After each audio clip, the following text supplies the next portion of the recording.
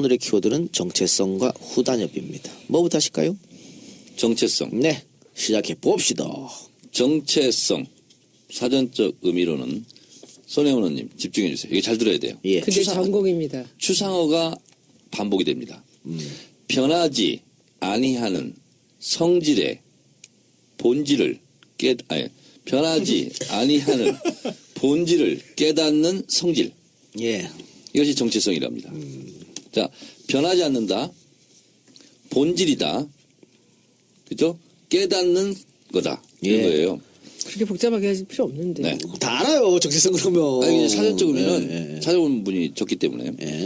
그래서 보통 정체성은 예를 들면 청소년기, 사춘기 때 정체성이 확립돼 간다. 남성성, 여성성 뭐 이런 정체성도 얘기할 수 있고요.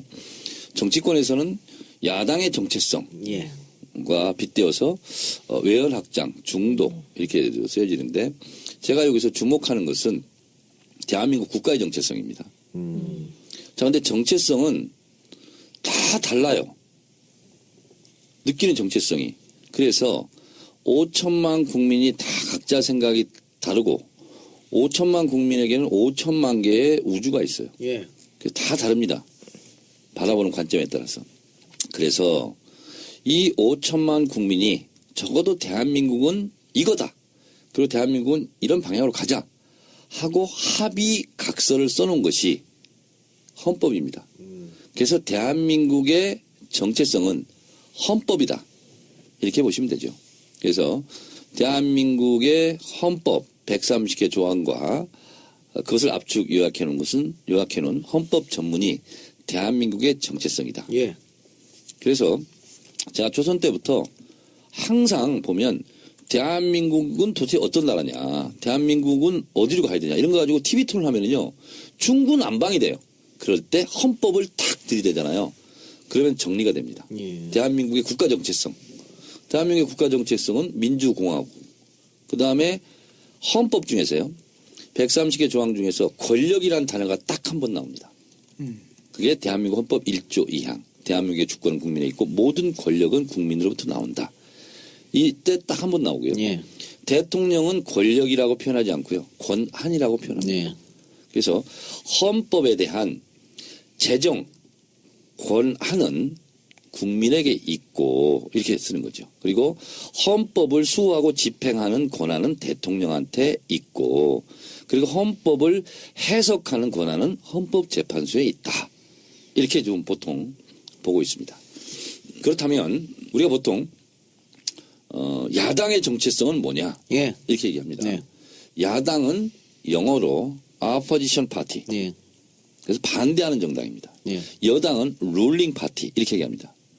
지배하고 통치하는 정당이죠. 그래서 야당은 기본적으로 여당이 잘못하는 것을 비판하고 견제하고 잘못된 정책을 바로잡는 것이 첫 번째 정체성, 존재 이유다. 이렇게 보시면 될 것 같아서 흔히 반대를 위한 반대를 안 된다. 이 말은 맞지만 박근혜 특히 정권에서 국정농단이라든가 이걸 잘못하는 것을 제대로 강하게 반대하고 비판하는 것. 그런 역할을 먼저 하고 그 다음에 뭐 대안을 제시하는 것도 하고 뭐 이렇게 해야 된다는 것이죠. 그래서 야당의 정체성은 여당이 잘못하는 것을 견제하는 역할이다. 이런 거고요. 예를 들면 삼권 분립이다. 입법, 행정, 사법이다. 그러면 입법부의 정체성은 뭡니까? 그야말로 법을 바로 세우고 법을 잘 만들고 법을 잘 고치는 것. 이것이 제1의 정체성이다. 이렇게 보시면 되겠고 그렇다면 더불어민주당의 정체성은 뭐냐? 이게 막연하거든요. 그리고 뜬구름 잡는 토론을 많이 하는데 더불어민주당의 정체성은 더불어민주당 강령을 보시라. 그러면 이 강령 전문이 헌법으로 치면 전문과 같다. 헌법 전문. 그래서 제가 강령을 쭉 살펴봤습니다. 그런데 강령의 첫 번째도 헌법 전문하고 똑같습니다. 예. 3.1운동으로 건립된 대한민국 임시정부의 법통. 이것이 첫 번째 나오는 강령입니다. 예. 그리고 그 다음에 쭉 여러 가지 것들이 네. 나오는데 그것은 손수호 변호사가 네. 요약해서 읽어주세요. 제가 지금 정 의원님의 강의를 들으면서 찾았습니다. 민주당 강령을? 네. 전문이 이렇게 됐네요. 우리는 대한민국 인수정부의 항일 정신과 헌법적 법통, 4월 혁명, 부마 민주항쟁, 광주 민주화운동, 6월 항쟁을 비롯한 민주화운동을 계승하고 등등등. 그리고 또 이것도 있네요. 노동자, 농어민, 소상공인 등 서민과 중산층의 권리 향상을 위해 노력한다. 그래요. 그러니까 민주화운동, 서민과 중산층을 위한 정당, 또 하나면 6.15 14정신 계승. 그렇습니다. 네, 남북 그렇죠? 화해 협력의 성과를 계승하되 반성과 성찰로 새로운 시대를 열어간다. 그래서 지난번에 뭐 6.15하고 14를 뺀다 그래서 문제가 좀 많이 논란이 있었죠. 네. 정체성에 위반되는 것이다. 그렇습니다. 이렇게. 그래서 더불어민주당 강령 전문에 나와 있는 것이 더불어민주당의 정체성이다. 그렇게 봤을 때 항일운동, 임시정부 이런 거 있잖아요. 이런 것이 첫 번째 출발점입니다. 그래서 대한민국 헌법 전문과 똑같잖아요. 그래서 이것은 헌법 정신을 수호하고 준수하는 그런 공당으로서 잘된 강령 전문이다. 예. 그렇게 봅니다. 그러면은 제가 이렇게 묻죠. 제가 뭐 이재희는 이제 그만뒀습니다만 이재희 하는 5년 내내 민주당한테 요구한 게 선명성을 보여라는 거였습니다. 네. 야당은 선명야를 보여야 그게 야당의 정체성인데 왜 그걸 하지 않느냐. 과거에 선명하지 못했던 이철성, 이민우 이런 사람 다 사쿠라 소리 들었고 정치판에 사라졌고 DJYS 선명하게 보이는 사람은 다 대통령 된 거고 그래서 김한길, 안철수 체제는 잘못되더라고 비판을 했는데 만일 야당의 정체성이 선명성이라 하면 정권을 교체해서 여당으로 바뀌잖아요. 네. 그때는 그럼 어떻게 할 것인가? 민주당의 정체성을 그대로 지키는 게 맞는 것인지 아니면 약간 바꾸는 게 좋은 것인지. 헌법 정신에 예. 일단 부합해야 되고 그리고 야당으로서의 정체성이 이제 여당으로서 정체성이 예. 바뀌는 거 아닙니까? 예. 그러면 좀 더 포괄적 의미에서 책임 정치 복잡하게 생각하지 이런 마시고요. 부분을 강화하는 것이 맞겠다. 강화. 네. 예. 간단하게 우리는 민주당이잖아요. 예. 우린 국민이 주인인 당입니다. 음. 그것도 항상 좀 더 어려운 사람들, 좀 더 힘든 사람들을 보살피는 국민이 주인인 당이라는 그 민주당이라는 이름을 갖고 있는 그 정체성이 가장 중요하고요. 이 정체성이라는 그 영어 단어가 그 identification 이렇게 얘기를 하는데 제가 하는 그 CI나 BI라는 것의 그 I가 바로 identification이에요. 그런데 사람들은 잘못 생각하고 있는 것 중에 하나가 정체성을 자기가 필요한 것을 만들어서 그것을 갖는다라고 생각할 수 있는데 아니고요. 이 아이덴티티라는 건 거의 DNA나 지문 같은 거예요. 그 사람이 갖고 있는 그 성향이 있습니다. 제가 97년도에 그 진로라는 브랜드에서 새로운 신제품이 나올 때 그들이 그때 부도가 났었습니다. 그래서 진로라는 이름 80년대 브랜드를 쓰고 싶지만 진로 제품이 있었습니다. 그때 25도짜리 술이. 근데 진로라는 이름을 쓸 수는 없지만 진로에서 나온 것을 알 수 있게 해달라. 그래서 참이슬이 나온 거였어요. 그 정체성이 있었던 거죠. 근데 이제 그 개인의 정체성이라는 것은 DNA나 지문 같은 건데 어떤 집단의 정체성이라는 것은 비슷한 생각을 가진 사람들이 만들어서 나가는 그러면서 이제 생성이 되는 그런 정체성이라고 볼 수 있죠. 그래서 아이덴티피케이션이라는 거는 그 사람이 갖고 있는 가장 내세울 만한 것들을 극대화시키는 작업이거든요. 저희가 하는 일이. 그래서 지금 우리 당 같은 데는 지금 야당으로 있지만 우리 당은 항상 여당이 되든 야당이 되든 국민이 주인인 당이다라고만 저는 그 이름을 지켜나가고 그 정체성을 지켜나간다면 저는 언제 어디로 가도 우리 당의 정체성은 살아있을 거라고 생각합니다. 자, 그러하기 때문에 대연정 이런 거는 우리 당 정체성과는 그렇죠. 굉장히 안 맞는. 제가 지금 여쭤보려고 그랬는데 방금 뭐 국가의 정체성도 말했고 민주당 정체성도 얘기했는데 각 후보의 또 정체성이 그렇죠. 있을 거 아니에요. 근데 방금 말씀하신 것처럼 안희정 기사의 대연정은 또 야당의 정체성이랑 맞지 않는 거 아니냐. 우리 당 강령 전문과는 부합하지 않는. 그리고 그러면서 뭐 지난 시간에 뭐 손혜원 의원께서 뭐 김종인 얘기도 뭐 하고 뭐 했었잖아요. 했는데 오늘 보니까 또 안희정 기사가 그 임기 3년 단축하는 거 집권 후에 개헌특위가 요청하면 뭐 검토해 볼 수도 있다 이렇게 얘기했어요. 저는 정말 잘 모르겠습니다. 그게 무척 걱정이 되죠, 저는.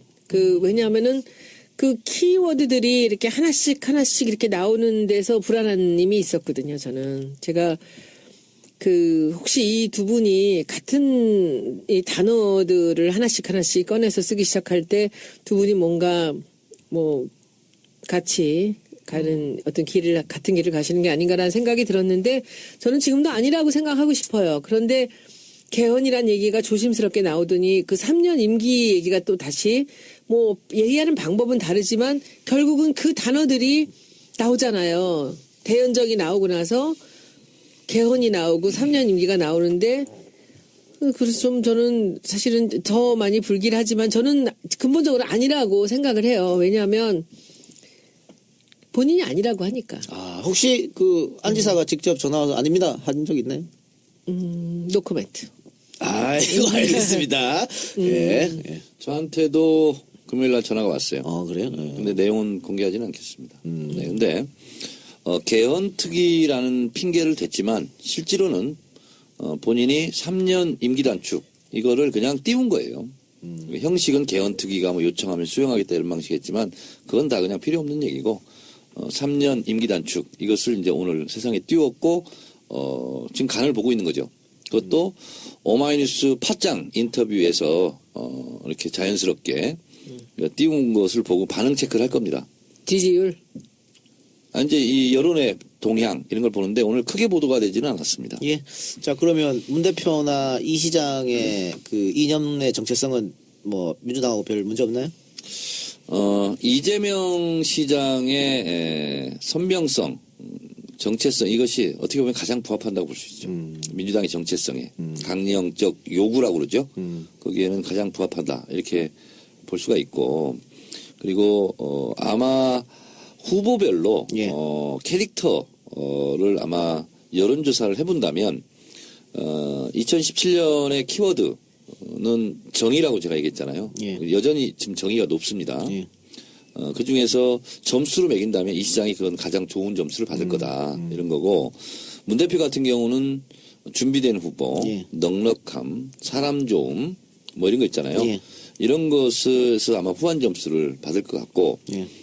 안희정 지사 같은 경우는 보수층에서 봤을 때는 굉장히 스마트한 이런 느낌으로 많이 와닿을 겁니다. 그리고 포용 예. 이런 이미지로 점수를 받지 않을까 그렇게 생각합니다. 지금 제가 민주당의 그 강령을 다운받아 봤는데 제가 당원은 아니지만 굉장히 재미있네요. 그러면서 지금 정 의원님 말씀하신 대로 정의가 키워드다 네. 말씀하셨는데 이게 강령만 해도 총 18쪽입니다. 네. 그중에 전문이 2쪽 좀 넘는데요. 그중에 중간에 이런 게 있네요. 쭉 처음에 이야기 한쪽을 쭉 이야기한 다음에 그 다음에 첫째, 둘째, 셋째 이제 하나하나 이야기합니다. 네, 네. 첫째가 민주당의 강령 첫째가 정의가 숨쉬는 사회를 만든다. 네. 이런 게 아마 일맥상통하는 부분인 것 같고요. 근데 또 하나가 이게 당원이든 아니든 민주당의 대선 후보를 결정하는데 많은 청취자분들도 이제 참여하실 텐데요. 저도 하고 싶어요. 그런데 이 강령 전문만 보고 한번 판단해봐도 누가 가장 적합한지 되게 여러 가지 기준이 있는 것 같습니다. 네. 그래서 거기 통일도 나오죠? 네, 그렇습니다. 그것도 있고 이것도 있어요. 셋째는 이거네요. 모든 국민이 함께하는 통합된 사회를 만든다. 네. 이게 뜻이 자세히 뒤에 있습니다만 제가 개인적으로는 찬성하지 않지만 대연 정도 혹시 여기에 부합하는 거 아니냐. 그럼 혹시 강령에도 이게 들어있는 거 아닙니까? 그것은 대연장하고 관계가 없죠. 그건 관계없나요? 네, 관계없죠. 왜냐면 권력끼리 하는 거니까 좀 다를 수도 있겠죠. 예. 국민하고 정당 네. 하고는 좀 다른 거죠. 그렇죠. 제가 잘못 이해했습니다. 지금 정 의원님 지적이 정확한데요. 그 네. 뒤에 이렇게 나오네요. 이게 통합이라는 게 국민 통합이라는 게 정치 세력끼리 그런 게 아니라 불공정한 경제 질서, 양극화, 취약한 복지, 일자리 부족 등등으로 인한 사회 분열을 없애겠다 이런 내용이에요. 네네. 정청래고는 언제나 옳습니다. 그래요. 예. 본인의 정체성이 한 번도 흔들린 적이 없어요. 저는 문제라면 그게 문제인 것 같습니다. 실제로 저는 20대 청춘 때 세웠던 어떻게 보면 가치관, 인생관 이것이 한 번도 바뀐 적이 없습니다. 그리고 고민해 본 적도 없어요. 그래서 제 주변 그때 같이 학생운동하고 했던 친구들은 굉장히 의아하게 생각하고 약간 괴물처럼 생각합니다. 통일. 아니, 바뀌지 않은 게요. 네, 바뀌지 않은 거예요. 저 개인적인 질문 하나 네, 갖다 하세요. 놔도 탄핵 관련해서 최근에 선봉장에 선 분이 김문수 전 지사 아니겠습니까? 네. 근데 김문수 전 지사도 과거에 노동운동 정말 엄청나게 예. 했잖아요. 예. 또 게다가 그 아래에 두고 있었던 그런 그 후배 네. 등등도 굉장히 많았고 네. 그런데 이거는 정체성이라고 하는 게 아까 말씀하시기로는 안 바뀐다고 했는데 네. 이거는 정체성이 바뀐 겁니까? 도대체 어떻게 이해됩니까? 그래서 그런 걸 보고 변절이라고 그러죠. 그런데요, 참 변절한 사람을 우리가 무조건 이제 비난하는 것이 쉽습니다. 근데 그들에게도 아픔이 있습니다. 어떤 거냐면요, 제가 그때 초심을 지금까지 유지할 수 있는 것은 그들에게 무릎 꿇지 않아서 그런 거예요. 제가 만약에 안기부에 끌려가서 서너 시간 동안 진짜 그 팬티바람으로 수건으로 얼굴 가리고 진짜 집단 폭행 당했거든요. 근데 그때 보통 때리지 말라고 내가 다 불겠다고 울거나 빌거나 그랬으면 떳떳하지 못해요. 그래서 자기 정체성을 나는 이미 버렸다. 그래서 굉장히 자신감이 없어지는 거예요. 그래서 강제징집이 그걸 노리고 하는 거거든요. 옛날에. 근데 저는 다행스럽게 단 한 번도 애원하거나 쓰러져 누워있거나 그러지 않고 어떻게든 힘을 내서 다시 꼿꼿이 앉아 있었어요. 그럼 또 때려요. 그럼 또 쓰러지잖아요. 그러면 또 힘을 내가지고 또 앉아 있어요. 부처님처럼. 니들은 때려라. 나는 이렇게 일어나는 걸로 내가 니들한테 지지 않겠다. 그랬거든요. 근데 이제 저는 그렇게 해서 그걸 이겨냈어요. 이겨냈고 감옥에 가서 있으면서도 한 번도 교도관들하고 싸워서 제가 뭐 굴종하거나 이런 적이 없어요. 그래서 그런 자신감으로 정체성을 지켜왔기 때문에 그 정체성에 대해서 자부심을 가지고 있는 거예요. 근데 불행하게도 이런 경우가 있습니다. 제 주변 친구 동지들 중에 이제 경찰에 잡혀갔단 말이죠. 그럼 엄청 막 공갈 협박을 해요. 그리고 부모님 얘기도 하고 막 이러면 그러면서 너 이실직고 해, 밀고 해. 그러면 동지를 팔아요. 뭐 그 수배받은 동지들을 뭐 거처를 가르쳐 준다거나 그럼 일망타진당하고 뭐 이런 게 있거든요. 그렇다 보면 굉장히 그 본인이 죄책감을 느끼고 괴로워하는 거예요. 그리고 그걸 보고 무너진다고 그래요. 그러다 보면 그 석방이 돼서라도 사실은 친구들도 꺼리게 되고 이렇게 잘 안 만나게 되거든요. 그러다가 기회가 있으면 변절을 하게 되고 이제 이런 네. 제가 과정을 쉽게 말씀을 드릴게요. 그 정체성은요, 제가 아까 말씀드렸잖아요. DNA나 지문 같은 거예요. 예. 정체성은 바뀌지 않는다는 전제가 있습니다. 근데 그런 분들이 정체성이 바뀌었다. 그건 정체성이 아니에요.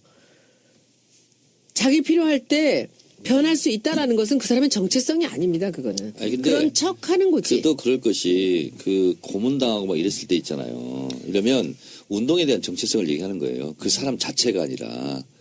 그래서 그 운동에 대한 정체성이 그렇게 훼손되고 이제 그런 건데 저는 다 말을 못하지만 실제로 저를 밀고 한 친구도 있었어요. 근데 그 친구는 저를 밀고 한지를 몰라요. 저는 알고 있지만.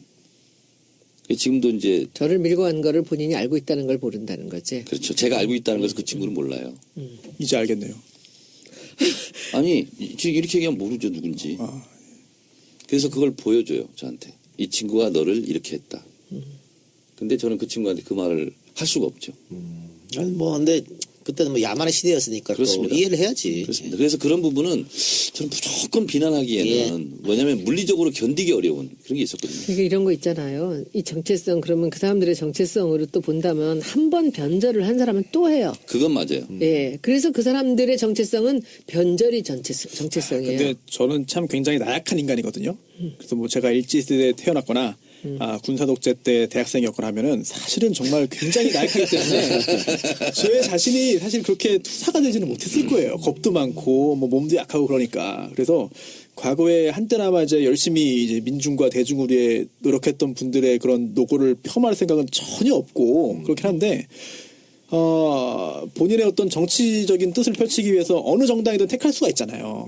그런데 그 당시 이제 80년대 후반, 90년대 초반에 사실은 그때만 해도 민주정의당이 바로 넘어가서 뭐 신한국당, 민자당 되고 신한국당 되고 그런 때인데 그 전에 뭐 광주항쟁 이런 거에 대해서 여러 가지 입장을 펼치고 학생운동 하다가 곧바로 민자당으로 들어가거나 아니면 신한국당으로 들어가거나 이런 분들 많이 계셨잖아요. 네. 그분들은 어떤 판단으로 그렇게 했는지 혹시 개인적으로 뭐 대화를 나누시거나 그런 적 많을 것 같아요. 그거는 이런 거죠. 뭐냐면 학생운동을 할 때도 총학생회장을 하면 벼슬이거든요. 그러면 그런 사람들을 땡겨갑니다. 그러니까 쉽게 딸려가죠. 그래서 실제로 우리 당에도요, 저쪽 넘어갔다 온 사람도 있고 그렇습니다. 근데 저는 그것을 나는 그렇게 하지 않았다라는 것을 내세울 나는 생각도 없고 니네는 왜 그렇게 살았냐라고 나는 뭐라고 할 수도 없겠더라고요. 난 손호는 말이 더 이해가 가는 게 아무리 저쪽에서 땡긴다고 그래도 그러니까 억만금을 준다 그래서 내 정체성을 버리고 그걸 갈아탈 가는 놈은 그건 가요. 불가능할 것 같은데. 가는 놈은 가고 도망간 놈은 또 도망가고요. 극복해서 견딘 사람은 또 견뎌요. 이게 진리예요. 예를 들어서 자유당이나 바른당에서 뭐 나한테 공천을 뭐 준다거나 아니면 뭐 억만금을 줄 테니까 그거 어떻게 가 그게 말이 안 되잖아.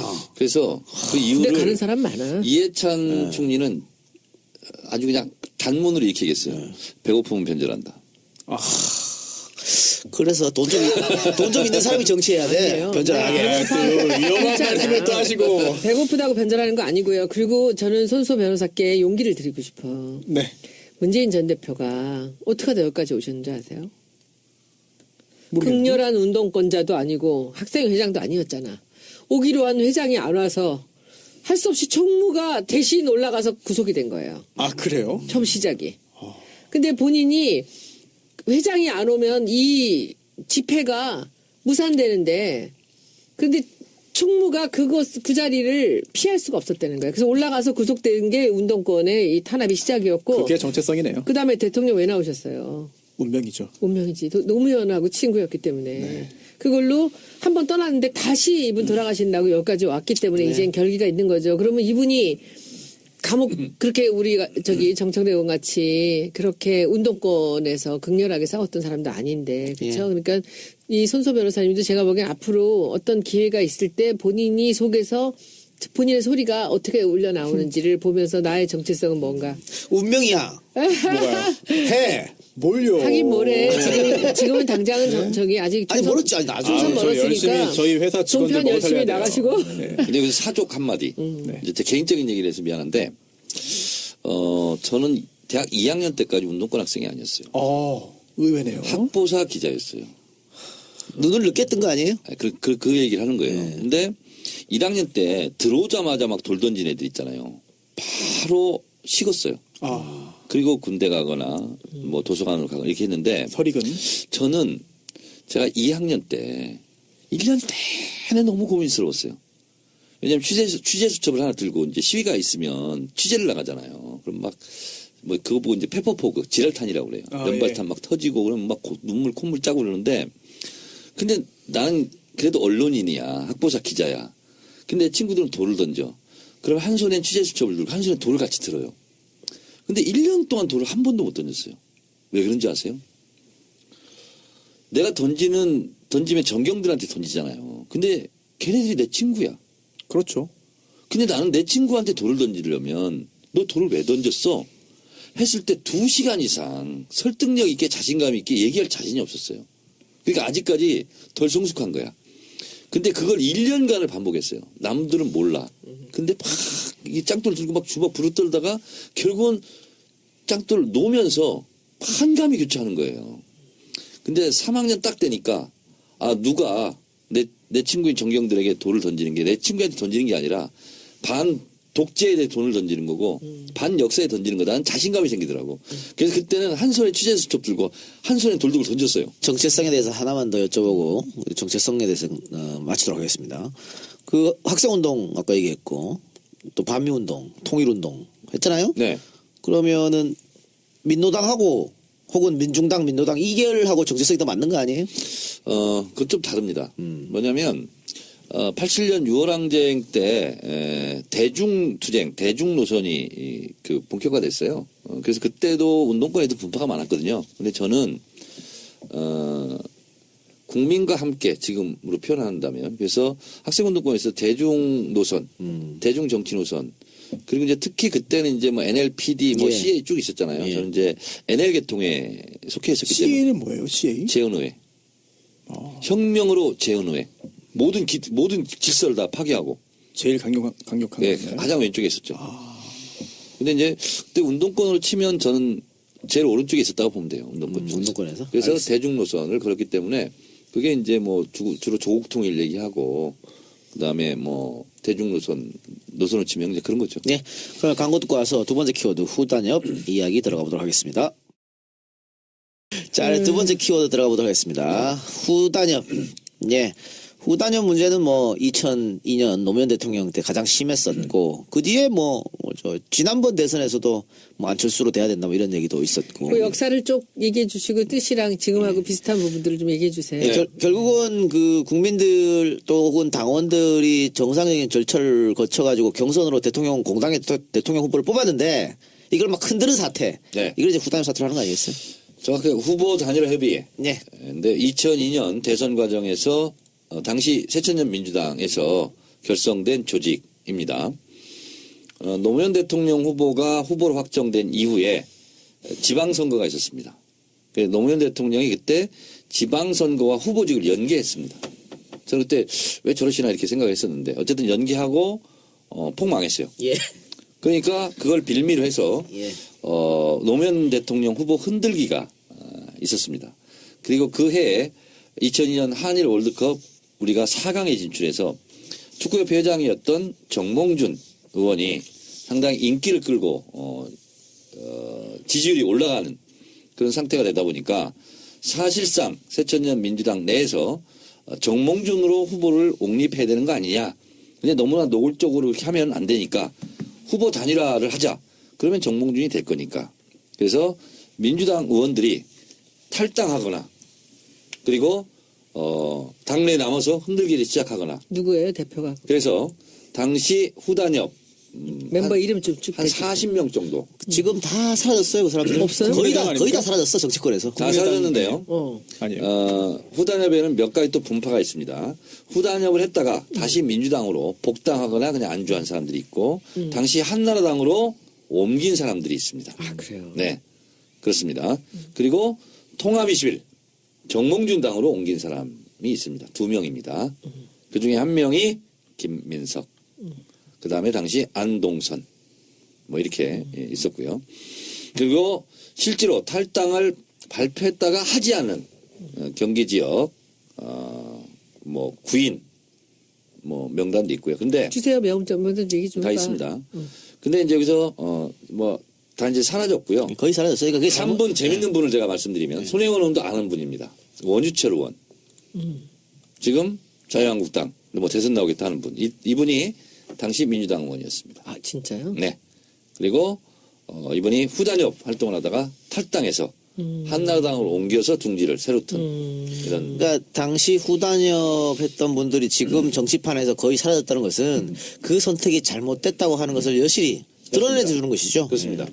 그래서 후단협 활동을 하고 나서 정치적으로 사양길에 그렇죠. 접어들어서 가뭇 없이 쓸쓸히 정치권에서 사라진 그런 정말 사람들이 많이 있습니다. 이름 아는 사람들이 없네. 그렇죠. 그러네요. 근데 그때는 사실은 야. 중진도 꽤 많았어요. 그 네. 당시는. 거물급도 많았고. 진짜 모르겠네. 김원길 의원이 그때 한나라당으로 그렇죠. 그때 예, 그렇습니다. 많았어요, 그때는. 예. 자, 그리고 2012년에도 뭐 후단협이라고 할 수는 없지만 어쨌든 2002년에 후단협 비슷한 2012년에는 후단협은 결성되지 않았지만 예. 이렇게 주장하는 사람도 있었죠. 당시 그때 우리 무슨 당이었어요? 민주당이었죠. 뭐. 민주당. 근데 안철수는 우리 당이 아니잖아요. 예. 안철수를 의원총회에 같이 참석시켜야 된다.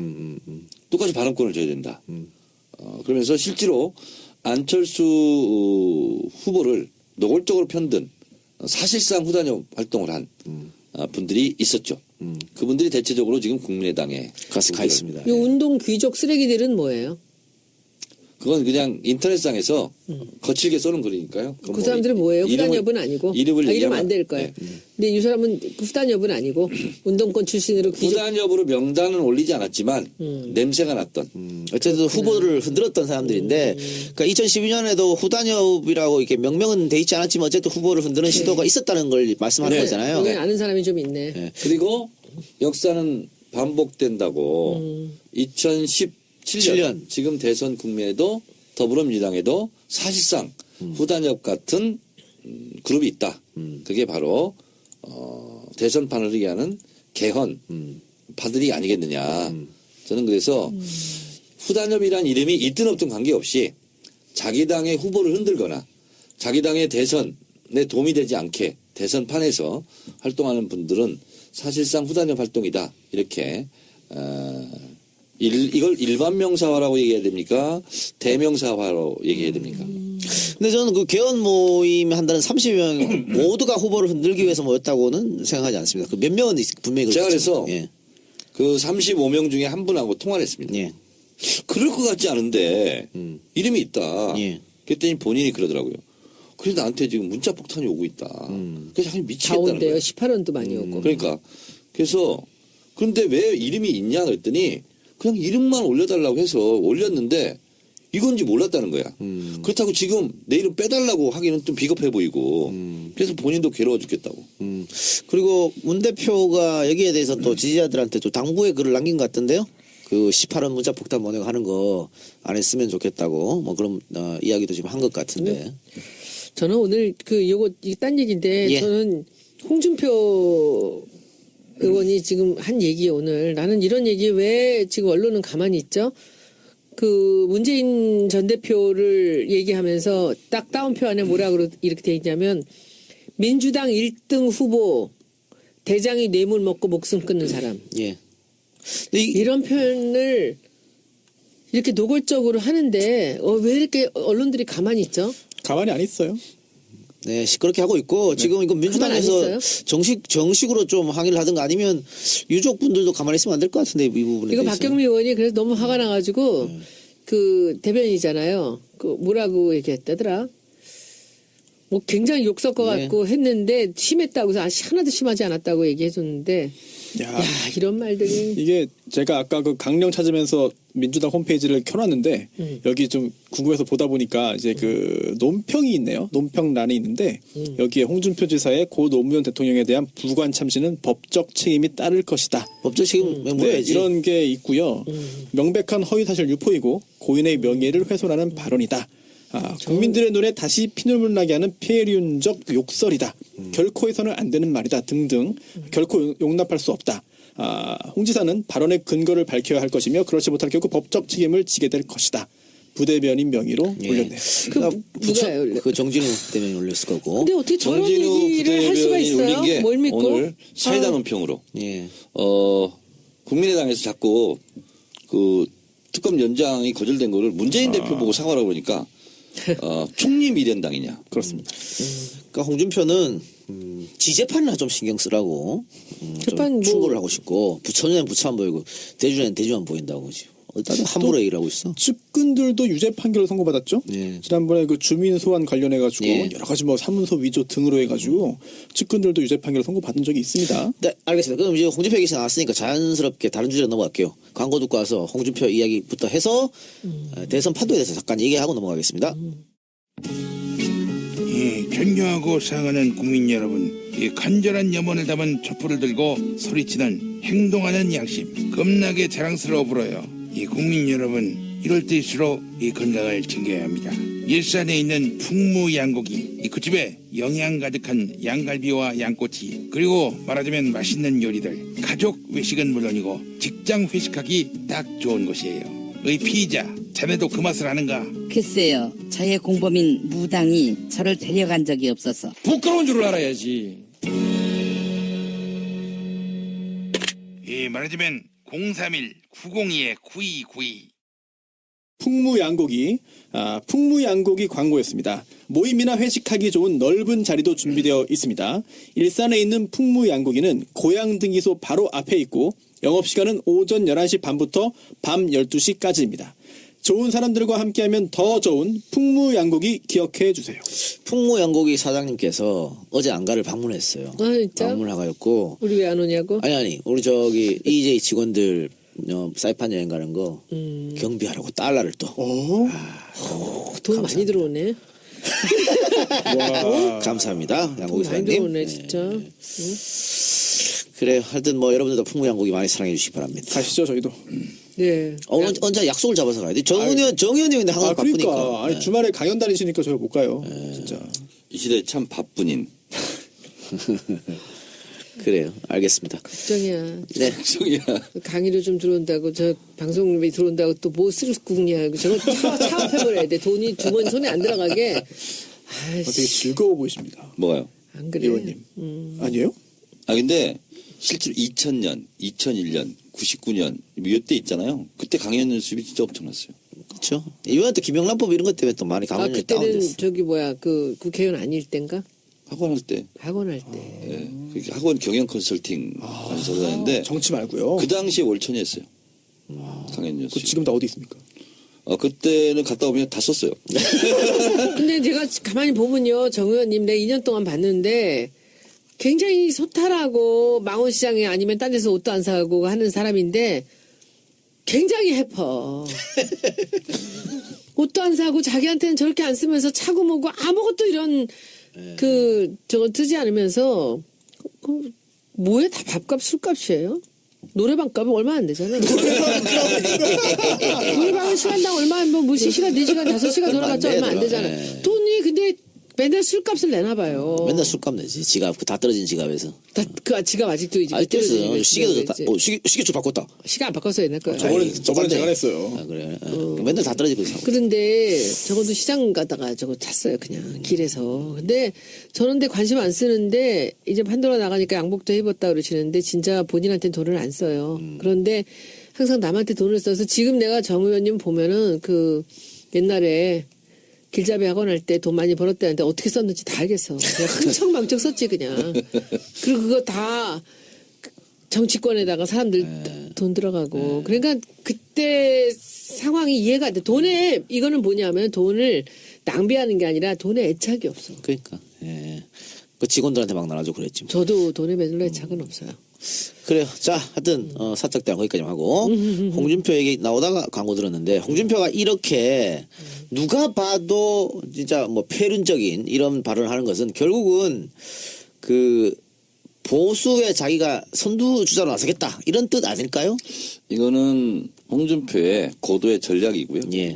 그 노이즈 마케팅입니다. 전략적인. 그리고 시선을 끌으려고. 그렇습니다. 그래서 이거는 일부러 앞으로 더 심한 독서를 더 많이 내뿜을 거고요. 그리고 이런 것은 말로 대항하면 홍준표한테 말릴 가능성이 많습니다. 그쵸, 그냥 무시하는 게 나을까? 그냥 무시하면서 딱딱 사법 조치만 하면 그래, 됩니다. 사업 조치하면 되죠. 예, 예. 자, 그러면서 지금 자유당이나 바른정당이 다 홍준표에게 러브콜을 보내고 있어요. 그건 뭐 자유당이나 바른정당이 내세울 그래요? 만한 후보가 없었기 없으니까. 때문에 지금 부르고 있는 것 같은데, 왜냐면 뭐 자유당 같은 게 한경에 불출마하면 진짜 없거든. 지금 홍준표 지사가 당원권은 정지됐는데 당적은 아직 자유한국당 보유하고 있는 거죠. 예, 그러니까 양쪽에서 다 이제 오라고 이제 러브콜을 보내는 건데, 홍준표가 자유한국당이나 바른정당에서 매력을 느끼는 지점이 뭔지 아세요? 왜냐하면 박근혜 탄핵 정국에 비켜서 있었습니다. 거의 유일하게. 그래서 재판에 걸려 있었으니까. 그러니까요. 네. 그래서 관여하지 않았어요. 그래서 바른정당에 가도 되고 그렇지. 자유한국당에 잔류해도 되고 그래서 지금 어떻게 보면 두 개의 떡을 들고 예. 자, 그런데 지금 유승민 의원 같은 경우에는 지속적으로 자유당과 바른정당이 보수연합을 해서 후보를 한 명 내야 된다. 이런 주장을 계속 하고 있거든요. 남경필과 지금 계속 갈등 예, 남경필을 반대하는 거고. 예. 깊어지고 있습니다. 예. 네. 그런데 이렇게 한다고 해서 민주당 후보한테 대항력이 생길까요? 제가 이제 판도라 이제 정두환 의원이 또 이제 합류를 했어요. 남경필 지사 총괄 선대본부장입니다. 정두환. 근데 쭉 분위기가 뭐냐면 아마 민주당 되는 건 뭐 맞는 거 아니에요? 근데 이렇게 그냥 지나가는 말투로 계속 얘기를 해요. 긴장해야 돼 그래도. 그러면 안 돼. 그렇죠. 근데 이제 뭐냐면 제가 봤을 때는 차명진 의원도 그렇고 정두원 의원도 쭉 이제 그래요. 그게 뭐 가식적인 것 같지는 않아. 근데 문제는 뭐냐면 이후를 노리는 거예요. 예.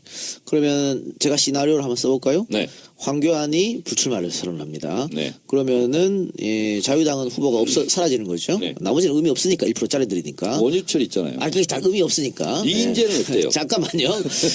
그리고 김진. 국민의당 같은 경우에는 안철수는 문재인하고 무조건 1대1 구도를 만들려고 노력할 거예요. 본인은? 본인은 그거 아닌 방법이 없으니까. 국민의당도 지금 치열하게 싸움이 일어났어요. 그러니까. 네. 룰 가지고. 그러니까. 그러든 말든 안철수가 이길 거니까. 네. 그리고 나서 안철수가 바른정당과 당대당 통합은 아니더라도 후보 단일화를 하고 그리고 자유당은 후보를 내지 않으면 우리가 책임진다 명분은 이렇게 해서 후보를 내지 않으면 1대1 구도가 되잖아요. 어떻게 생각하세요? 이 시나리오. 그 시나리오에 양념을 하나 더 치면은요. 국민의당이 이제 키를 쥐고 있는데요. 국민의당이 대선에 이제 가면 갈수록 대선 속으로 들어가다 보면 어떤 고민에 빠질 거냐면 독자적으로 완주를 할 것이냐 아니면 자유한국당, 바른정당, 국민의당 이렇게 해서 완샷 경선을 해서 1대1 구도를 만드냐 이 지점에서 상당히 고민할 겁니다. 근데 거기서 호남 민심이 결정적이죠. 그러니까 자유당하고는 손을 못 잡아. 네. 그래서 바른정당하고 국민의당하고 당대당을 하든 아니면 혹은 뭐 원샷 말씀하시는 거 하고 자유당은 후보를 안 내는 거죠. 어차피 안 되니까. 그러면서 이제 딜을 하는 거죠. 우리가 정권을 잡으면 뭐 장관 자리, 내각 자리 몇 개 얘기해서 대연정. 그래서 이인제법이 있는 게 얼마나 다행인지 몰라요. 왜냐하면 나 이제 이인제법을 알잖아. 그렇죠. 그래서 이인제법이 없었으면 그러니까. 우리 당에서 경선이 안 된 분들 있잖아요. 엄청난 욕에 시달리는 거예요. 그렇지. 네. 여기서 경선이 안 됐어도 그 사람이 더 난데. 그러니까. 그래서 이인제법이 있는 게 참. 이인제법이라는 거 보면 이인재 의원은 이인재 씨는 참 창피하지 않을까? 그게 사실 이인제법도 당시 이제 한나라당, 새누리당이 주축으로 만든 거거든요. 우리가 다시는 이런 일을 벌어갖고 민주당한테 어부지를 주면 안 된다. 이렇게 만들었는데 지금 같은 경우에는 저희들이 참 서운해요. 뭐 저것도 마찬가지. 국회 서진화법도 똑같은 거잖아. 똑같은 거지. 2005년 8월 4일에 국회법 57조의 이 규정이 새로 들어갔네요. 그러니까 노무현 조건 때 만든 네, 거잖아. 그거. 그렇습니다. 근데 이게 이런 건 있어요. 이 규정이 뭐 그런 일이 생기지는 않으리라 생각하지만 경선 후보자로서 당의 정당의 후보자로 선출되지 아니한 자는 이제 당의 선거에 같은 선거구에서 후보자로 등록될 수 없다. 이게 경선 후보자가 돼야 되는 것이지 만약에 뭐 지금 예비 후보이긴 합니다만 경선 후보자로 정식 등록은 안 돼 있는 상태잖아요. 아직은. 등록했잖아 다 민주당. 아 그래요? 예비 후보가 아니에요? 등록했어. 된 거예요? 죄송합니다. 그런데 지금 이 작가님 말씀하신 것을 이제 보면은 이 조기숙 교수가 얘기했던 거 있잖아요. 안철수 의원이 저쪽 새누리로 가서 우리하고 이렇게 붙을 거다. 이렇게 얘기를 예측했었잖아요. 근데 지금 이제 하나 이제 당이 분당이 되고 이랬지만 나중에 그렇게 된다는 것이 글쎄 예측할 수 있지만 그게 그렇지 않게 됐을 때 그러니까 이 지금 바른정당하고 국민의당하고 두 당이 합해지고 이쪽에서 이제 사람이 하나 또 나왔을 때가 경우의 수가 있을 거고 이쪽 경우의 수 있죠. 예. 그리고 얘네 둘이서 지금 원래 새누리당 사람 둘이 합해지고 안철수 의원이 나오고 이제 우리가 나갈 수도 있잖아요. 그러면 전자가 더 우리한테 유리하죠. 사실은 어떤 경우의 수를 더하더라도 민주당을 꺾기는 힘들어요.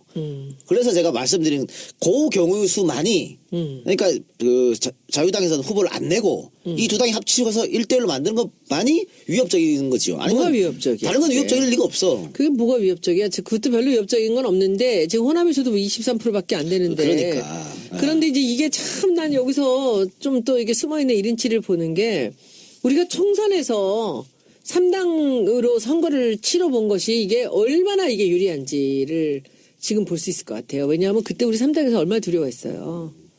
그런데 지금은 3자 대결이 된다 하더라도 별로 걱정할 건 없잖아요. 지금 방금 제가 그 시나리오를 말씀드린 거는 지금 사실은 별 이변이 없는 한 대세가 굳어질 텐데 혹시 변수가 있다면 뭐가 있을까라고 싶어서 이제 지적한 거고요. 저는 이번 선거는 뭐 크게 대세는 흔들리지 않을 거라고 봅니다. 그러니까 여러분들은 경선 걱정은 하나도 안 한다는 거죠. 경선이든 본선이든 별 걱정 안 그러니까 합니다. 경선에서의 네네. 걱정은 할 필요 없다. 탄핵이 되고 나서도 이상한 이게 쏟아져 들어온다든지 역선택 같은 건 저는 절대로 그런 거 할 필요 없다. 손혜원 의원과 하여튼 저하고 좀 내기 중이에요. 내기. 내기는 2등, 3등에 대한 내기죠. 그러니까요. 네. 네. 돈 준비해놓고 있겠습니다. 네. 그래요. 이 작가 있잖아요. 내기에서 우리 맛있는 거 먹읍시다. 알겠습니다. 양고기 먹으러 갑시다. 그러니까 돈이 이거는 들어오기 전부터 돈 쓰길 생각부터 하고 있어요. 아니 뭐 정 의원님은 오랫동안 정치판에 있는 어떤 촉으로서 한 거고 나는 시사평론가의 어떤 감과 그런 걸로 2등에 대해 얘기를 한 거잖아. 그런데 정 의원님 2등 얘기한 건 아무 말 비난 안 하고 나한테 비난하더라고. 또 저 새끼는 또 이재명이랑 친해서 그렇게 평론했다고. 밉상이라 그러지. 아 진짜 보라고 결과를 어떻게 되는지. 제가 이 부분을 제가 잠깐만 말씀드리겠습니다. 지금 100만이 돌파했습니다. 상당히 빠른 속도고요. 그리고 이런 게 몰리는 것은 막판에 몰립니다. 그래서 탄핵 되고 나서 몰리겠지. 탄핵 3일 전 있잖아요. 그래서 지금 3월 5, 6, 7 요때가 많이 몰릴 겁니다. 자, 근데 이 1차 모집을 여러분 더 신경 써야 됩니다. 그 이유는 1차 모집하는 것은 지역별로 투표합니다. 그러니까 내가 호남권이다 그러면 호남권 투표하고 영남권이다 영남권 투표하는데 탄핵 이후에 투표하는 것은 지역이 호남이다 할지라도 수도권표에 포함이 됩니다. 그래서 사실상 1차전 가장 중요하죠. 호남 그다음에 충청 이 두 지역을 경선 결과를 공개하면 아마 대세가 굳어질 것으로 이렇게 보고 있기 때문에 탄핵 전 3일 전까지에 집중해 주신 것이 보다 표의 등가성을 높인다 이렇게 생각하시면 될 것 같고 지금 예측으로는 뭐 300만까지 예측하고 막 그래요. 지금 이 추세대로라면 그러면 대선은 7호보나 안 합니다. 300만까지 가면. 아, 그래요? 그러면 민주당 경선에 참여했다는 것이 있잖아요. 그분들은 그러면서 일종의 느슨한 소속감이 생기는 거거든요. 300만 참여하면요. 유권자의 한 8%가 참여하는 거예요. 이건 뭐 그냥 300만 갈 것 같지 않아요? 엄청난 대선 선거운동입니다. 그리고 이렇게 모집단이 커지면 커질수록 조직의 표는 위력을 발휘하기가 어렵다 이렇게 보고 대체적으로 숫자가 많이 늘어나는 것은 문재인에게 절대적으로 유리하다. 역선택이 와도? 엑스텐건 걱정할 거 그런 없다니까. 관계없고. 아니 저쪽 사람들이 들어와도? 예산 문제 없어요. 숫자가 늘어나면 늘어날수록 왜냐하면 문재인 지지율이 높고 더군다나 더불어민주당 지지율이 더 높은 상태에서 숫자가 많이 들어온다는 것은 그만큼 문재인 표가 기하급수적으로 늘어난다는 것을 뜻하거든요. 물이 짜면 국물을 부어라. 그렇습니다. 아니, 아까 또 정철영 의원 얘기했잖아요. 그거 탄강다리 얘기.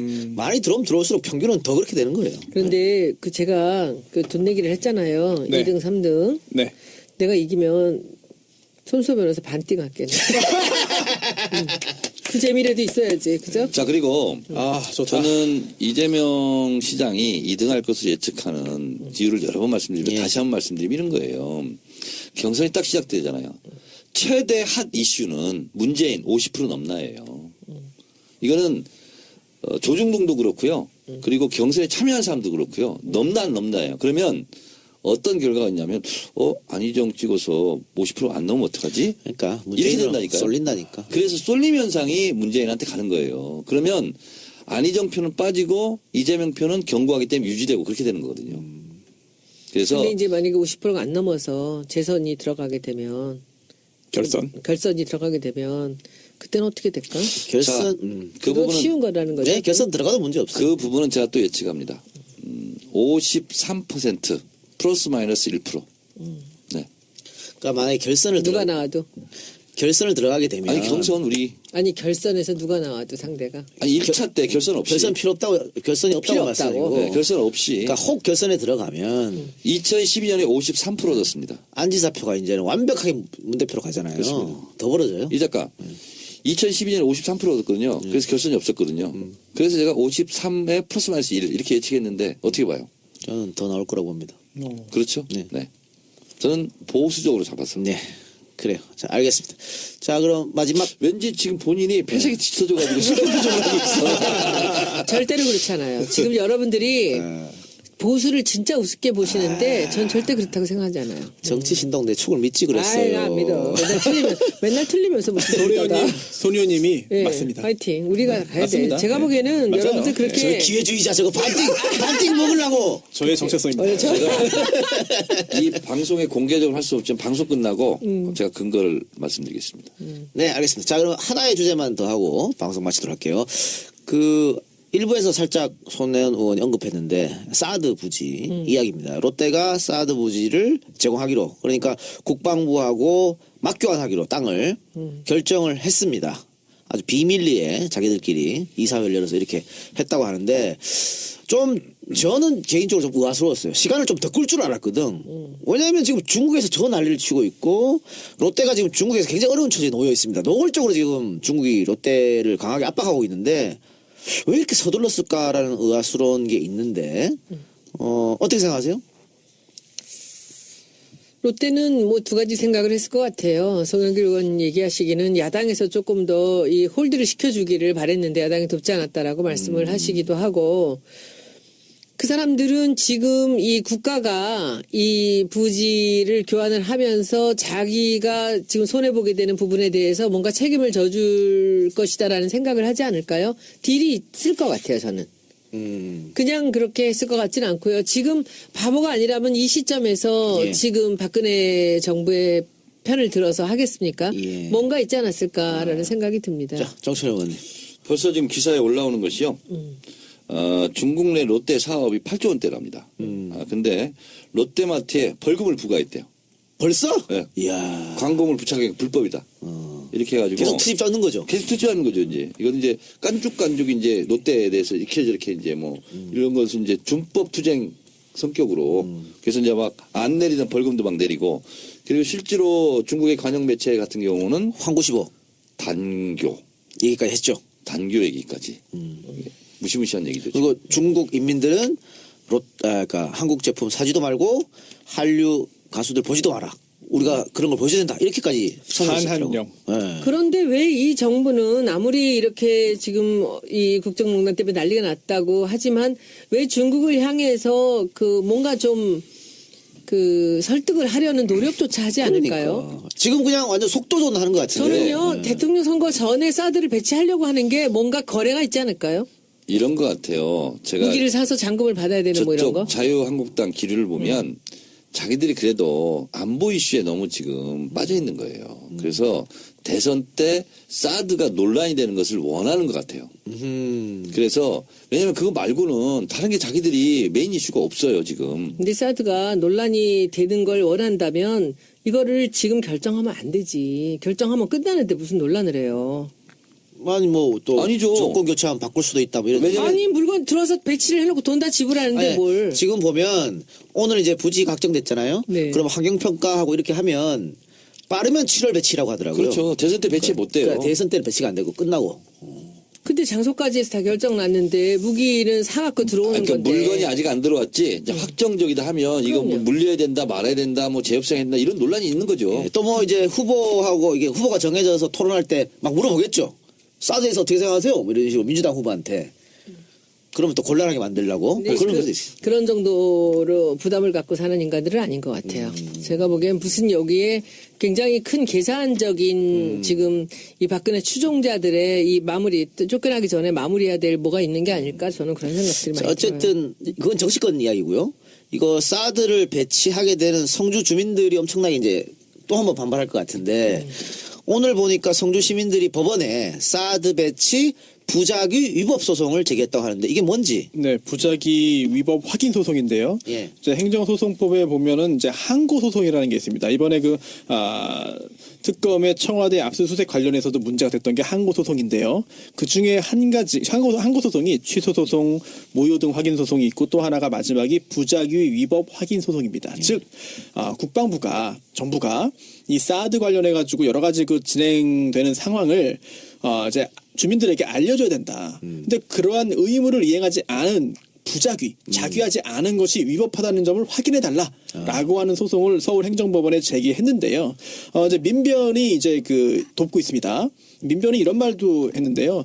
법률에 따라서 국방부 장관이 사드 배치 관련된 사업 계획을 공고해야 되고 또 토지 소유자와 이해관계인의 의견을 수렴해야 되는데 이러한 조치를 하지 않았다. 이게 부작위다. 이게 위법하다. 이걸 확인해달라는 소송을 제기한 건데 일단 여기에 대해서 국방부는 뭐 문제없다. 의무를 다 했고 환경영향평가나 뭐 부지공여 같은 절차도 앞으로 다 진행할 것이다라고 밝히고 있는데요.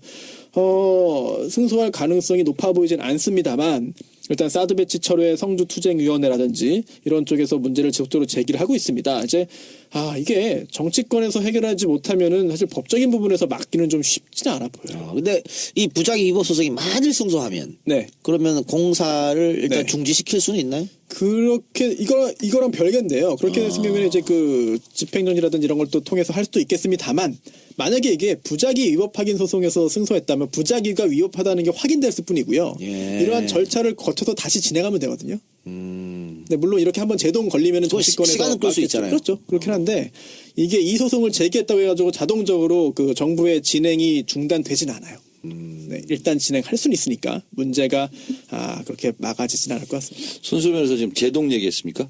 네. 김재동이 TV조선 출연한다는데. 그래요? 뭘로? 주진우 기자도 한 개 나간다고? 주진우, 고승덕 이렇게. 저한테 섭외했던 거. 더 잘하겠네. 진짜요? 근데 고성독은 저쪽으로? 네. 정치 TV조선도 제기하시나 참 재미나네. 그러니까 왜 뭐냐면 진짜 그게? 김재동까지 그리고 뭐 물론 이제 저한테 물론 이제 섭외를 하고 그러니까 거기도 발등에 불이 떨어진 거예요 지금. 대선 국면이 이거는 뭐 굉장하겠네. 무슨 요일일까? 그거 모르죠. 목요일로 붙이는 거 아닐까? 삼국지네. 이게 무슨 일이 있는지 모르겠네. 제가 보기에는 뭐 뭐랑 붙어도 무조건 이길 것 같은데. 그래요? 예. 좀 모르죠 뭐. 아니에요. 무조건 이겨. 왜냐하면 그 멤버가 무조건이죠. 근데 편집에 또 힘이 있잖아요. 그냥 무조건 이겨. 자 그런데 자신 있게 그 말씀드릴 시청률이라는 게 그 TV 잘 만들어. 많이 본다고 시청률이 올라가는 게 아니에요. 이게 함정이 있습니다. 그 피플 미터기라고 그 3,000가구, 5,000가구 이렇게 다는 게 있어요. 그 집에서 보는 거예요. 그러니까 그것도 아까 대중하고 똑같은 거야. 많이 그러니까 보면 많이 가는 그렇죠. 거고. 그렇죠. 근데 예를 들면 뭐 김재동, 주진우는 우리 쪽 사람들이 많이 보잖아요. 네. 그렇다고 해서 그만큼 시청률로 반영이 되지는 않는다. 직선적으로. 또 TV조선이라는 채널에 또 어떤 그런 게 있으니까. 이번에 국정농단을 탄핵을 이루게 한 거는 결국은 종편이에요. 종편이 하루 종일 그런 식으로 그걸 까십거리 갖고 그렇게 난리를 치면 방송 안 했으면 이거 안 됐습니다. 그리고 그쪽에서 얘기하잖아요. 종편 죽여야 된다고. 맞아. 그래서 종편 때문에 이렇게 됐다고. 그 친박 집회에서 하여튼 뭐 종편 때려잡자 막 이런 네. 얘기 나와요. 그래서 그 의견은 동의합니다. 지금 TV조선이 지금 이번에 이제 새로운 심사를 두면서 뭔가 지금 굉장히 심각한 수를 던지네요. 재밌겠다 그거. 그래요. 예. 이렇게 되면 나도 TV조선 출연을 좀 긍정적으로 검토를 해봐야겠는데. 그렇지. 섭외 왔습니까? 늘 섭외 와요 TV조선에서. 그래요? 내가 다 거절했지. 이자가 나가세요. 그럴까요? 네. 아니 근데 제가 바빠요 요새. 이 영화는 못 나갔지만 예. 먼저 나가봐. 괜찮은지. 우리 웃긴 게 서로 나는 못 나가지만 너는 나가 우리 계속 했어. 근데 결국은 둘 다 안 나가는 걸로. 그래서 손수 변호사가 나가는 걸로. 일단. 전에 나간 적 있지 않아요? 나가고 있어? 아니요, 나가고 있어? 조선이라. 마구잡이로 나가는구나, 이거. 그물을 넓게 치는데? 아니 소수변에서 나가줘야 돼. 그렇지 나가줘야 돼. 여기서 혼자 고군분투 하는 것 그럼. 같은데 뭐. 손수 변호사는 이미 있잖아. 우리 편으로 찍혔어. 근데 정치하다 그러게요. 나온다고 네. 사람들이 찍지 않아? 거기서 뭐라고 왜 나가냐고? 아는 분들은 아시고요. 안 모르시는 보지. 분들은 그쪽 아직 사람 잘 이거 안 모르시는데. 듣지. 작가들은 좀 알 텐데. 그러니까. 작가들은 네, 알아. 맞아요. 그러면서 이동경 작가님을 보고 싶다라고 하는 작가들이 있습니다. 아, 근데 있잖아요. 어떤 경찰이 저한테, 의원님, 정치 알바 저 팬입니다. 그래요. 그러면서 보수주의에 대해서 공부를 했대, 배웠대. 그 보수주의 설명하는 거 듣고, 보수주의는 그런 거구나. 그래서 제가 하는 키워드 분석 있잖아요. 요거를 그 보수주의 뭐 이렇게 들으면서 너무 공부가 된다고. 정청래 의원이 잘해서 그래. 아, 그런가? 그쵸. 그런데 우리는 다운로드가 얼마나 돼요? 우리 한 100만 돼요. 그렇구나. 광고나 좀 많이 주세요. 이거 열심히 할 테니까. 아니 오늘도 그 안가에 오신 분이 저랑 동갑인데 이회창, 이명박, 박근혜 찍었대요. 그리고 정교조 선생님들 빨갱이라고 생각했고. 김용민, 근데 우리 팟캐스트 방송 듣고 확 김용민, 2회창 찍었었답니다. 언제? 김용민. 옛날에 예. 으아. 2회창 찍었던 사람이래. 그리고 나서 개심을 했어. 김용민. 그래요. 자유한국당 들어갔다 잘렸잖아. 잘렸어요. 그거 소송 안 해요?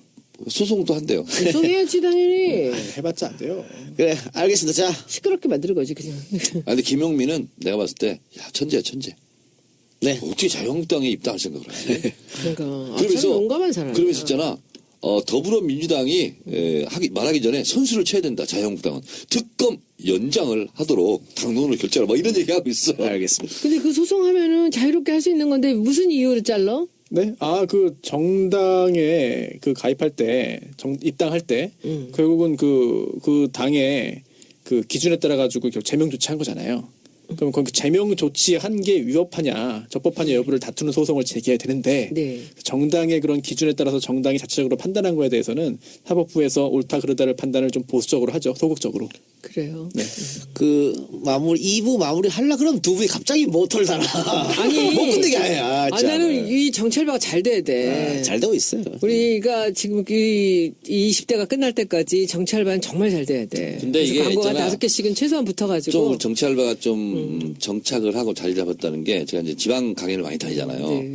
근데 예전에는 의원님 파파이스 잘 들었어 이렇게 얘기하는데 요즘은 정치알바 잘 듣고 있어요. 여긴 주인공이시잖아요. 이렇게 얘기를 많이 합니다. 근데 지금 다운로드 수가 100만 넘어가는 게 팟캐스트에 잘 없어요. 그러니까. 그래요. 예. 너무 다행이다. 이제 그 제가 이 자리를 빌어서 말씀드린다. 이J 때문에 속상하신 분 다 이쪽으로 붙어주세요. 다음부터 저희가 그래요. 잘해드릴 테니까 예, 이쪽으로 오세요. 다 붙으셔서. 적절한 삐끼였습니다. 네. 자, 이것으로 정치알바 68회 방송 마치고요. 자, 다음 주는 저희가 녹음 일정을 조금 변경해야 할 것 같습니다. 피치 못한 사정으로 인해서.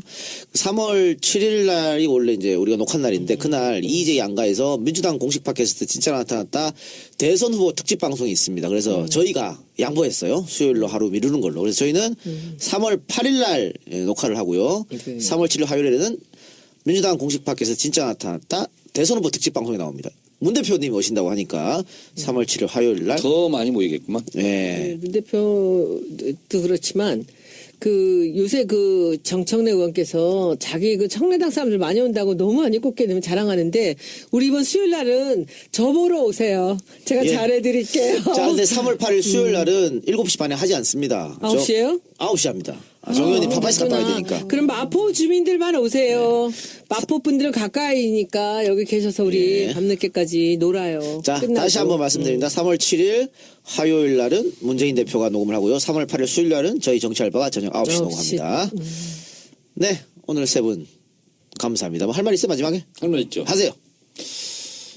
진정한 정권 교체와 민주정부 수립을 위해서 여러분 청래당으로 오십시오. 아, 또, 왜 그렇게 몰아요? 사람들 왜 이렇게 모아? 모아서 뭐 하려고? 뭐 하려고 그래? 재미 진짜. 받으려고?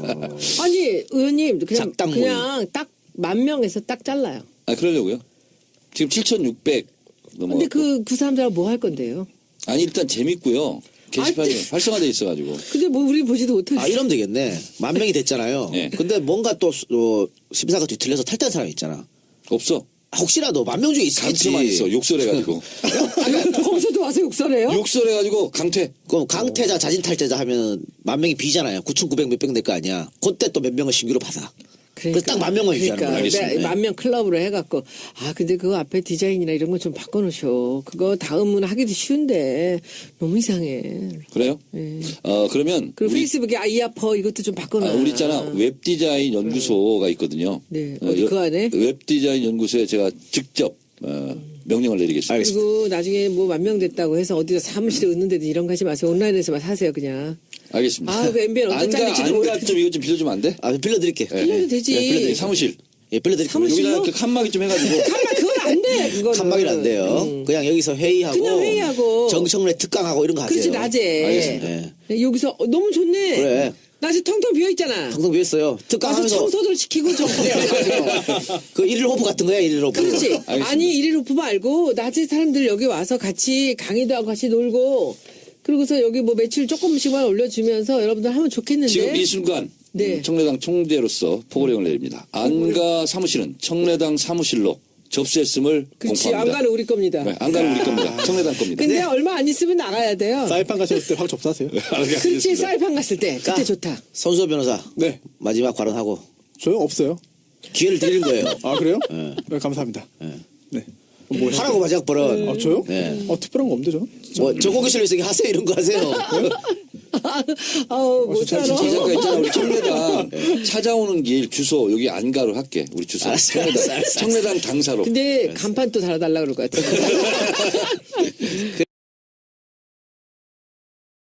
를 극대화시키는 작업이거든요. 저희가 하는 일이. 그래서 지금 우리 당 같은 데는 지금 야당으로 있지만 우리 당은 항상 여당이 되든 야당이 되든 국민이 주인인 당이다라고만 저는 그 이름을 지켜나가고 그 정체성을 지켜나간다면 저는 언제 어디로 가도 우리 당의 정체성은 살아있을 거라고 생각합니다. 자, 그러기 때문에 대연정 이런 거는 우리 당 정체성과는 그렇죠. 굉장히 안 맞는. 자, 제가 지금 여쭤보려고 그랬는데 방금 뭐 국가의 정체성도 말했고 민주당 정체성 얘기했는데 각 후보의 또 정체성이 그렇죠. 있을 거 아니에요. 근데 방금 말씀하신 것처럼 안희정 기사의 대연정은 또 야당의 정체성이랑 맞지 않는 거 아니냐. 우리 당 강령 전문가는 부합하지 않는. 그리고 그러면서 뭐 지난 시간에 뭐 손혜원 의원께서 뭐 김종인 얘기도 뭐 하고 뭐 하셨잖아요. 했는데 오늘 보니까 또 안희정 기사가 그 임기 3년 단축하는 거 집권 후에 개헌특위가 요청하면 뭐 검토해 볼 수도 있다 이렇게 얘기했어요.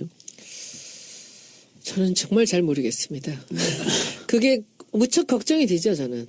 왜냐하면은 그 키워드들이 이렇게 하나씩 이렇게 나오는 데서 불안한 님이 있었거든요, 저는. 제가 혹시 이 두 분이 같은 이 단어들을 하나씩 꺼내서 쓰기 시작할 때 두 분이 뭔가 뭐 같이 가는 어떤 같은 길을 가시는 게 아닌가라는 생각이 들었는데 저는 지금도 아니라고 생각하고 싶어요. 그런데 개헌이란 얘기가 조심스럽게 나오더니 그 3년 임기 얘기가 또 다시 뭐 얘기하는 방법은 다르지만 결국은 그 단어들이 나오잖아요. 대연정이 나오고 나서 개헌이 나오고 3년 임기가 나오는데 그래서 좀 저는 사실은 더 많이 불길하지만 저는 근본적으로 아니라고 생각을 해요. 왜냐하면 본인이 아니라고 하니까. 아, 혹시 그 안 지사가 직접 전화 와서 아닙니다 한 적 있나요?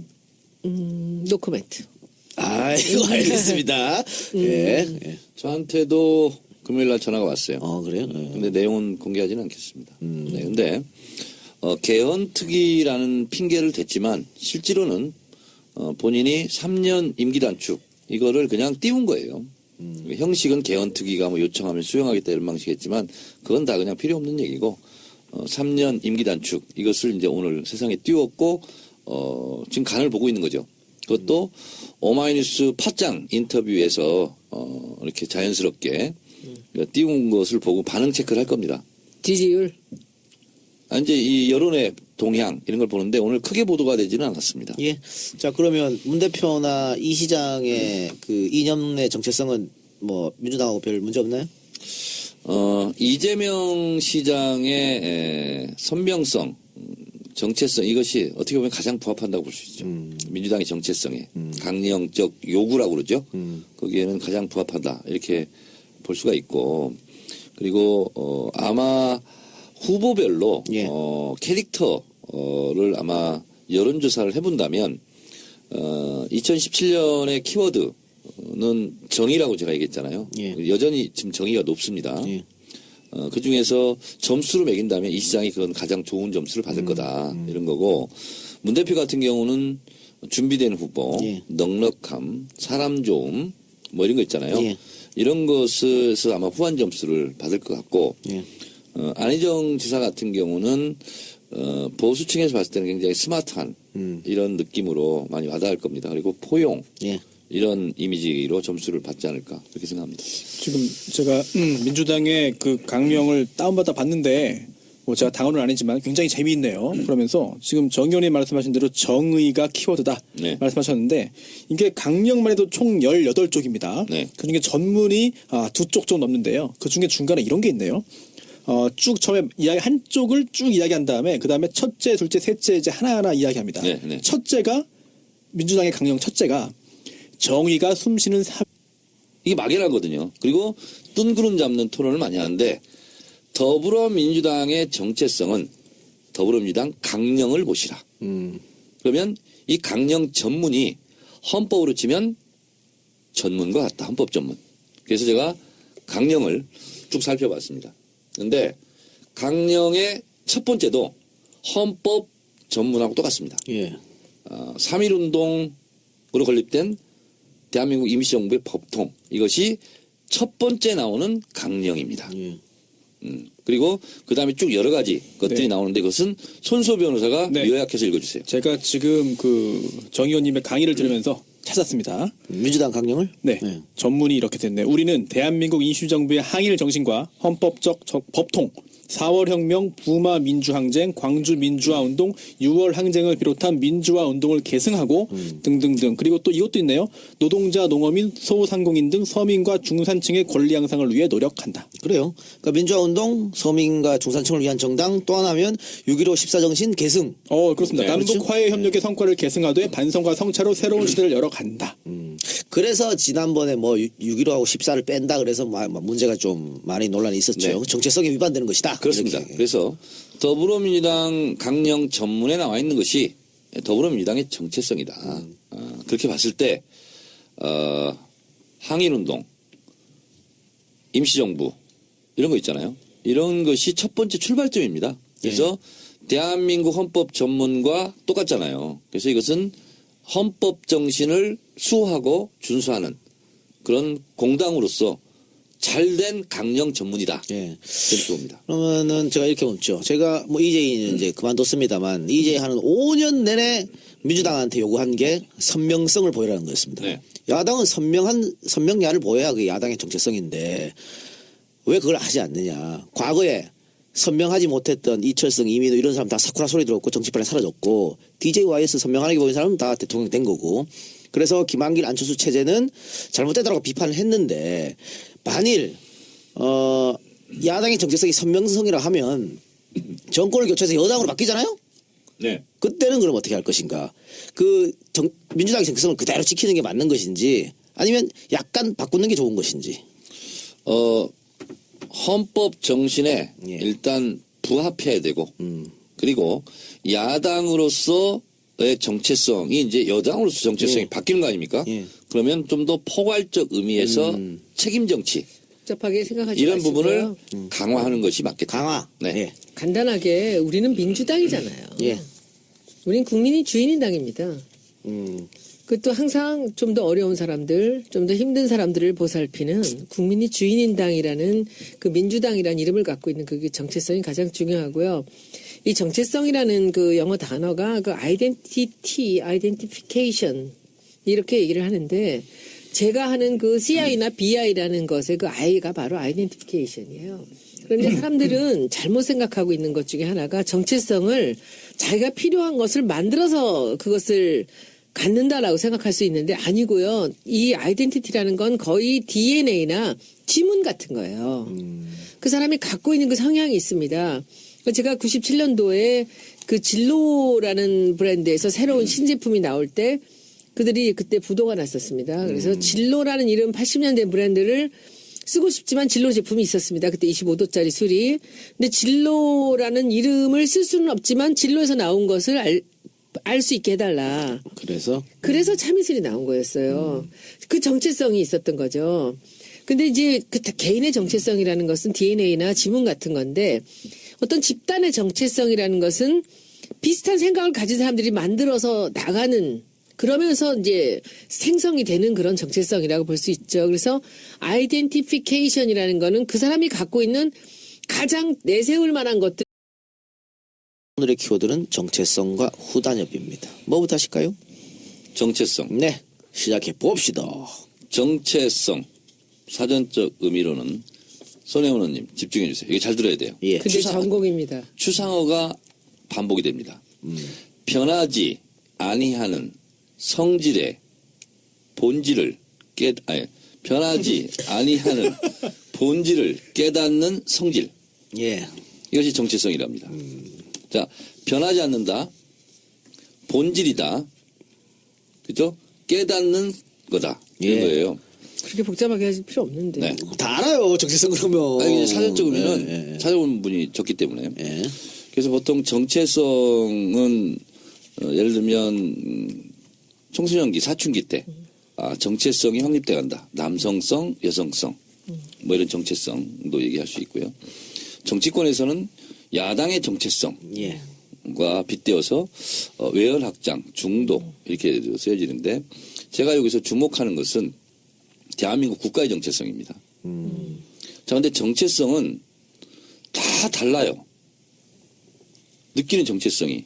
그래서 5천만 국민이 다 각자 생각이 다르고 5천만 국민에게는 5천만 개의 우주가 있어요. 예. 그래서 다 다릅니다. 바라보는 관점에 따라서. 그래서 이 5천만 국민이 적어도 대한민국은 이거다. 그리고 대한민국은 이런 방향으로 가자 하고 합의 각서를 써놓은 것이 헌법입니다. 그래서 대한민국의 정체성은 헌법이다. 이렇게 보시면 되죠. 그래서 대한민국의 헌법 130개 조항과 그것을 압축 요약해 놓은 헌법 전문이 대한민국의 정체성이다. 예. 그래서 제가 조선 때부터 항상 보면 대한민국은 도대체 어떤 나라냐, 대한민국은 어디로 가야 되냐 이런 거 가지고 TV 토론을 하면은요 중구난방이 돼요. 그럴 때 헌법을 탁 들이대잖아요. 그러면 정리가 됩니다. 예. 대한민국의 국가 정체성, 대한민국의 국가 정체성은 민주공화국. 그 다음에 헌법 중에서요 130개 조항 중에서 권력이라는 단어가 딱 한 번 나옵니다.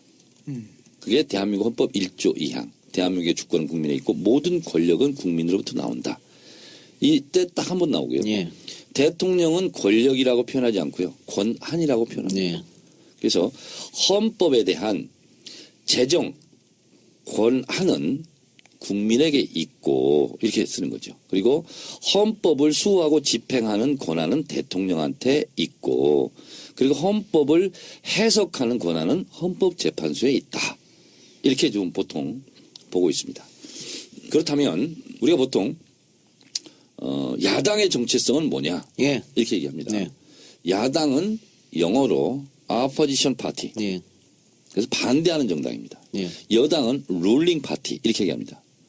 지배하고 통치하는 정당이죠. 그래서 야당은 기본적으로 여당이 잘못하는 것을 비판하고 견제하고 잘못된 정책을 바로잡는 것이 첫 번째 정체성, 존재 이유다. 이렇게 보시면 될 것 같아서 흔히 반대를 위한 반대를 안 된다. 이 말은 맞지만 박근혜 특히 정권에서 국정농단이라든가 이걸 잘못하는 것을 제대로 강하게 반대하고 비판하는 것.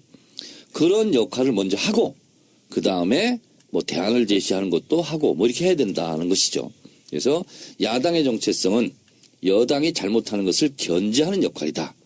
이런 거고요. 예를 들면 삼권 분립이다. 입법, 행정, 사법이다. 그러면 입법부의 정체성은 뭡니까? 그야말로 법을 바로 세우고 법을 잘 만들고 법을 잘 고치는 것. 이것이 제1의 정체성이다. 이렇게 보시면 되겠고 그렇다면 더불어민주당의 정체성은 뭐냐? 회의를 만든다. 네.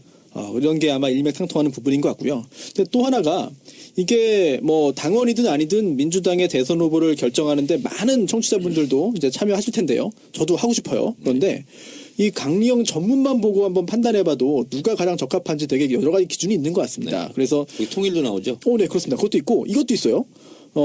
셋째는 이거네요. 모든 국민이 함께하는 통합된 사회를 만든다. 네. 이게 뜻이 뭐 자세히 뭐 뒤에 있습니다만 제가 개인적으로는 찬성하지 않지만 대연정도 혹시 여기에 부합하는 거 아니냐. 그럼 혹시 강령에도 이게 들어있는 거 아닙니까? 그것은 대연장하고 관계가 없죠. 그럼 관계없나요? 네, 관계없죠. 왜냐면 권력끼리 하는 거니까 좀 다를 수도 있겠죠. 예.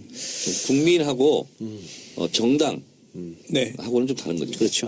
제가 잘못 이해했습니다. 지금 정 의원님 지적이 정확한데요. 그 네. 뒤에 이렇게 나오네요.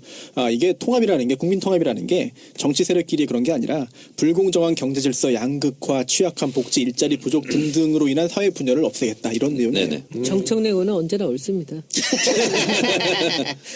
그래요. 예. 본인의 정체성이 한 번도 흔들린 적이 없어요. 저는 문제라면 그게 문제인 것 같습니다. 실제로 저는 20대 청춘 때 세웠던 어떻게 보면 가치관, 인생관 이것이 한 번도 바뀐 적이 없습니다. 그리고 고민해 본 적도 없어요. 그래서 제 주변 그때 같이 학생운동하고 했던 친구들은 굉장히 의아하게 생각하고 약간 괴물처럼 생각합니다. 통일. 아니, 바뀌지 않은 게요. 네, 바뀌지 않은 거예요. 저 개인적인 질문 하나 네, 하나 하세요. 드립니까? 탄핵 관련해서 최근에 선봉장에 선 분이 김문수 전 지사 아니겠습니까? 네. 근데 김문수 전 지사도 과거에 노동운동 정말 엄청나게 예. 했잖아요. 예. 또 게다가 그 아래에 두고 있었던 그런 그 후배 네. 등등도 굉장히 많았고 네. 그런데 이거는 정체성이라고 하는 게 아까 말씀하시기로는 안 바뀐다고 했는데 네. 이거는 정체성이 바뀐 겁니까? 도대체 어떻게 이해됩니까? 그래서 그런 걸 보고 변절이라고 그러죠. 그런데요, 참 변절한 사람을 우리가 무조건 이제 비난하는 것이 쉽습니다. 근데 그들에게도 아픔이 있습니다. 어떤 거냐면요. 제가 그때 초심을 지금까지 유지할 수 있는 것은 그들에게 무릎 꿇지 않아서 그런 거예요. 제가 만약에 안기부에 끌려가서 서너 시간 동안 진짜 그 팬티바람으로 수건으로 얼굴 가리고 진짜 집단 폭행 당했거든요. 근데 그때 보통 때리지 말라고 내가 다 불겠다고 울거나 빌거나 그랬으면 떳떳하지 못해요. 그래서 자기 정체성을 나는 이미 버렸다. 그래서 굉장히 자신감이 없어지는 거예요. 그래서 강제징집이 그걸 노리고 하는 거거든요. 옛날에. 근데 저는 다행스럽게 단 한 번도 애원하거나 쓰러져 누워있거나 그러지 않고 어떻게든 힘을 내서 다시 꼿꼿이 앉아 있었어요. 그럼 또 때려요. 그럼 또 쓰러지잖아요. 그러면 또 힘을 내가지고 또 앉아 있어요.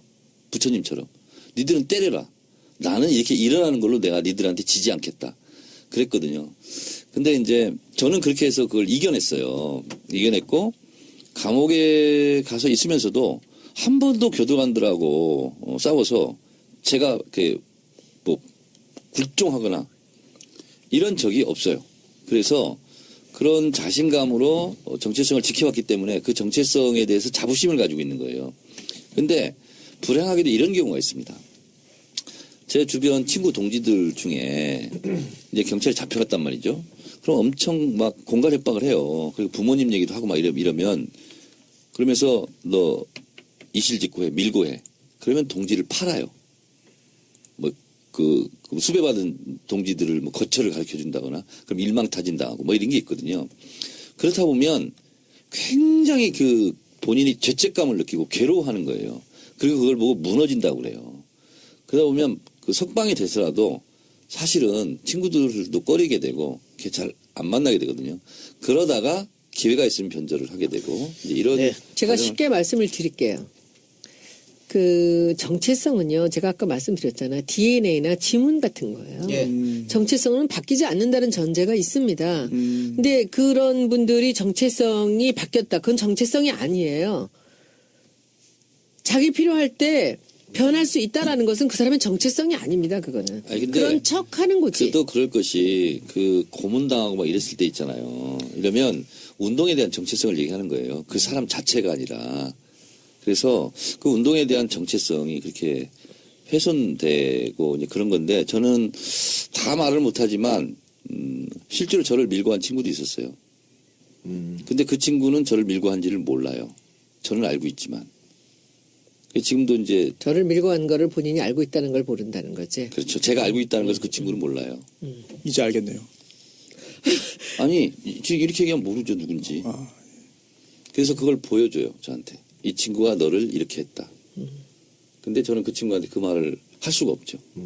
아니 뭐 근데 그때는 뭐 야만의 시대였으니까 또 그렇습니다. 이해를 해야지. 그렇습니다. 그래서 그런 부분은 저는 무조건 비난하기에는 뭐냐면 물리적으로 견디기 어려운 그런 게 있었거든요. 그러니까 이런 거 있잖아요. 이 정체성 그러면 그 사람들의 정체성으로 또 본다면 한 번 변절을 한 사람은 또 해요. 그건 맞아요. 예. 그래서 그 사람들의 정체성은 변절이 정체성이에요. 근데 저는 참 굉장히 나약한 인간이거든요.